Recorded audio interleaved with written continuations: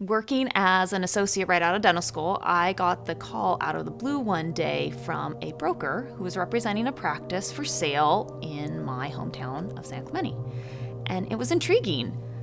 However, a few weeks later, I found out I was pregnant, and the thought of balancing a new practice and motherhood just seemed a little bit too much for me at the time, so I politely called that broker up and declined the offer. However, a few weeks after that, while at a routine ultrasound appointment, I got some of the worst news that an expecting mother could ever get. I found out that our baby no longer had a heartbeat, and it was devastating. Suddenly, the life that I was imagining, the life for that child, it was gone, and we were forced to reevaluate everything. So, after taking some time to grieve, and after a lot of prayer and reevaluating what was most important for our lives, it was to ultimately be back in my hometown, to be near family, and with that practice still available for sale, found myself the owner of a small 3-room, 1-employee dental practice in San Clemente, California. We purchased our first Scheduling Institute training a couple months after starting the practice, and that began our relationship with SI. And as we implemented what we were being taught, the practice began to grow. At the end of 2013, I found out some exciting news. I was again pregnant, and this time successfully. And on May 6, 2014, we welcomed Haley Leilani Ritzau into our family. 2 weeks later, we were back in the office seeing patients. I went back to work full time with a 7-week-old at home and went to work. I felt like I owed it to my staff who had already taken time off while I was on maternity leave. I felt like I owed it to my patients to be there. But then I also felt guilty for leaving a 7-week-old at home.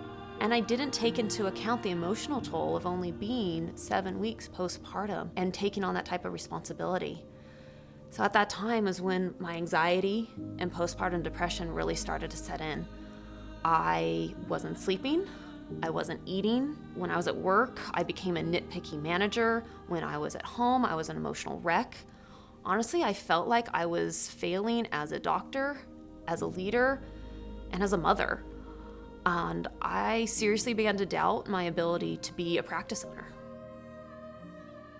So just a few months after having Haley, after attending the 5X Summit, I realized I had some choices to make because the work-life balance or lack thereof just wasn't sustainable. And we had to make a choice to either sell the practice entirely or fully lean into everything that we were being advised to do and invest in the practice in order to grow it so that it wasn't fully dependent on me. So that next year really became about investing in the practice, investing in our team. We joined at 5X. We upped our engagement. We doubled our number of on-site trainings that year. We invested in sending our team to the U. Corey and I committed to going to seminars, workshops, wealth mastery, cash flow management, really trying to soak in everything we were being taught so that our practice could grow to the point that it wasn't fully dependent on me.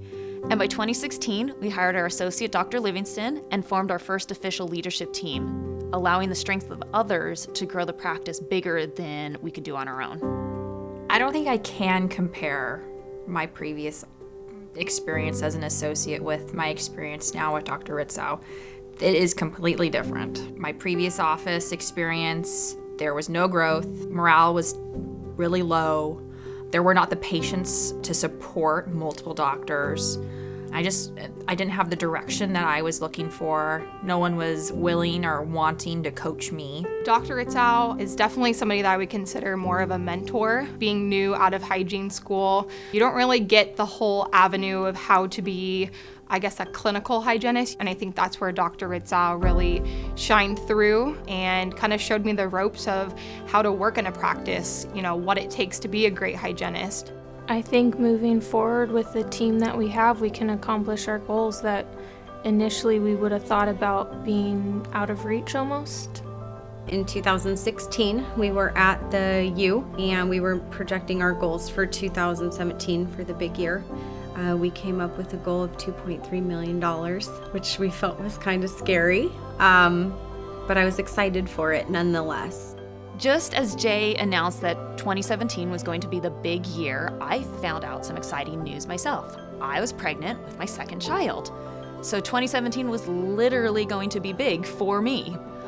This also meant that the leadership team was going to have to step up in big ways if this pregnancy, a maternity leave, and everything after was going to be different this time around. So we set an ambitious goal for 2017 to increase our practice collections by $500,000. The challenges being, I'm not going to add any additional doctor time, not adding any additional space, and factoring in an ample maternity leave for myself so that I could be at home with my baby. Ultimately, we knew this goal was not going to be possible without our leaders stepping up and taking control of their departments and growing them with efficiency and creativity.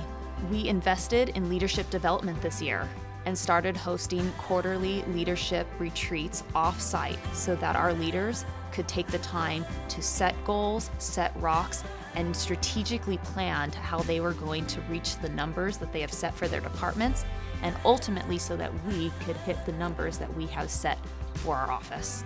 Our hygiene team increased their production by 30% and got really creative, adding in patient appointment hours without adding any additional space. Our back office improved appointment efficiency through videoing and timing processes. Our front office developed training processes for our new hires and increased our capacity for new patients, allowing us to see more new patients in 2017 than any other year by 20%. While I was on maternity leave, the leaders took on planning our first ever patient appreciation party, where we were able to give away over $10,000. And then in November, our leaders also took on planning our first day of charity dental work, hosting our first ever Smiles for Freedom event, giving away over $44,000 worth of free dental work to local veterans. This year was not without significant challenges. Unfortunately, halfway through the year, we had to make a difficult decision and let go of one of our original team leaders. Our hygiene team leader, Megan, experienced a traumatic event while in attendance at the Route 91 mass shooting in Las Vegas.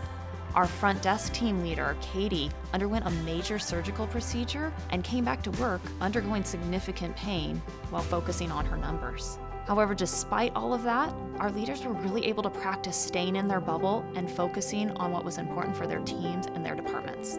This year, our leaders really stepped up and allowed their departments to shine. During my maternity leave, not only did the practice survive, it thrived, surpassing goals that we had set for that time. One of the things that stands out to me in this journey was back in 2014 when I was at my lowest. I attended a semi-private day with Jay. And after reviewing my story, looking at my strengths, looking at my Colby, Jay, you looked me in the eyes and you said, I trust you. And I wouldn't just trust you with a little, I trust you with a lot. And those few words, they impacted me more than you know. At that time, I didn't trust myself, but you gave me the courage to. And it was only once I started to trust myself that I could start trusting others with my practice. And only once that started happening could my team really start to grow and to flourish. I want to thank you for giving me that courage, for giving me that nudge, because that's what set me on the path to be the leader that my team needed me to be. And I want to thank my team leaders for taking that trust and running with it. Thank you for being stewards of this office vision and taking what started as mine and making it ours. And despite the obstacles that this year presented to each of you individually, thank you for taking on more responsibility because it provided me with the time and the margin and the peace that I needed to be with my family. And for the first time, at the end of this year, I can say with confidence that I'm not frightened by what lies ahead. I'm not scared of what lies around the corner because I know that we have a team that can do more than what I can do on my own and has allowed me to dream bigger than ever before.